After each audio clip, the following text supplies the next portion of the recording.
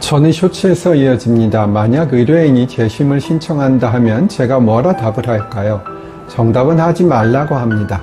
제가 판사를 하면서 재심 사건을 수십 건 해보았지만 거의 인정이 되는 것을 본 적이 없습니다. 30년 가까이 일하면서 재심을 그 정도밖에 못 해보았다는 것은 재심 사건이 많지 않다는 것이고요. 그 이유는 재심이 인정되는 것이 극히 드물기 때문입니다. 물론 중요한 증거가 위조, 변조된 것이 형사 판결에 의해 명백히 된 경우 등이면 가능할 수도 있습니다. 판단 유탈은 중요한 사항에 관하여 누락한 것이어야 하기 때문에 잘 인정되지 않습니다.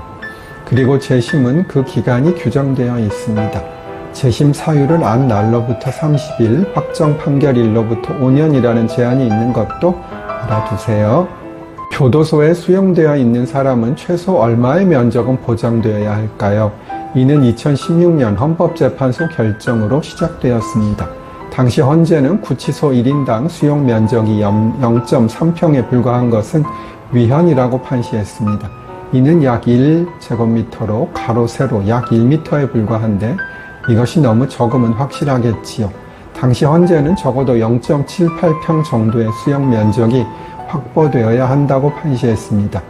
그리고 2017년에 부산고법에서 수용자가 구치소나 교도소 등 교정시설에 과밀 수용되어 기본권을 침해당했다면 국가가 배상해야 한다는 판결이 나왔습니다. 그 사건에서는 원고들에게 각 위자료 150 내지 300만 원을 지급하라고 판결했습니다. 이 부산고법에서 판결한 사건은 아직도 대법원이 최종 판결을 내려주지 않고 있는 것으로 알고 있습니다. 전에 쇼츠에서 말씀드린 대로 우리나라는 콩나물 교도소라고 할 수 있을 정도로 1인당 수용 면적이 좁습니다. 20년간 수용 생활을 했던 신땡땡 녹중 생활을 다음과 같이 회상했습니다. 없는 사람이 살기는 겨울보다 여름이 낫다고 하지만 교도소에 우리들은 없이 살기는 더합니다만 차라리 겨울을 택합니다. 왜냐하면 여름 징역의 10가지, 20가지 장점을 일시에 무색해버리는 결정적인 것, 여름 징역은 자기의 바로 옆 사람을 증오하게 한다는 사실 때문입니다. 모로 누워 칼잠을 자야 하는 좁은 잠자리는 옆 사람을 단지 37도씨의 열덩어리로만 느끼게 합니다. 이것은 옆 사람의 체온으로 추위를 이겨나가는 겨울철의 원시적 우정과는 극명한 대조를 이루는 형벌 중의 형벌입니다. 따라서 수용자들은 여름보다 겨울을 훨씬 좋다고 느끼고 있다고 합니다. 변호사를 산다는 표현은 과거부터 많이 사용되었고요. 저도 상담하다 보면 그런 표현을 하는 분들이 있습니다. 그러나 변호사는 물건도 아니고 사고 판다고 하는 것은 적절하지 않고요.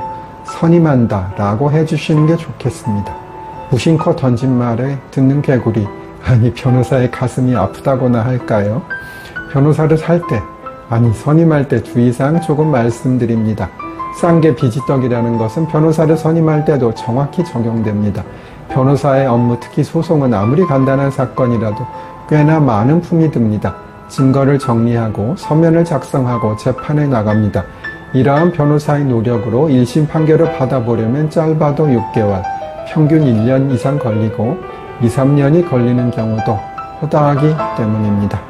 특별수익은 상속분쟁에서 아주 중요한 개념입니다. 특별수익은 증여 또는 유증으로 이전한 재산을 말합니다. 증여는 아실 거고요. 유증은 유언에 의한 증여를 말합니다. 어떤 증여가 특별수익에 해당하느냐는 그것이 상속재산의 선급, 즉 미리 주는 것으로 볼 수 있느냐에 따라 결정됩니다. 예를 들어 주택자금이나 혼수비용 등 큰 액수의 결혼준비자금, 상당히 큰 금액의 유학비용 등은 특별수익이 될 것이고 적은 금액의 용돈 등은 특별수익이라고 보기는 어려울 것입니다. 특별수익을 받은 사람은 다른 사람보다 미리 상속분을 받은 것으로 보기 때문에 그만큼 다른 상속인보다 적게 상속을 받게 됩니다.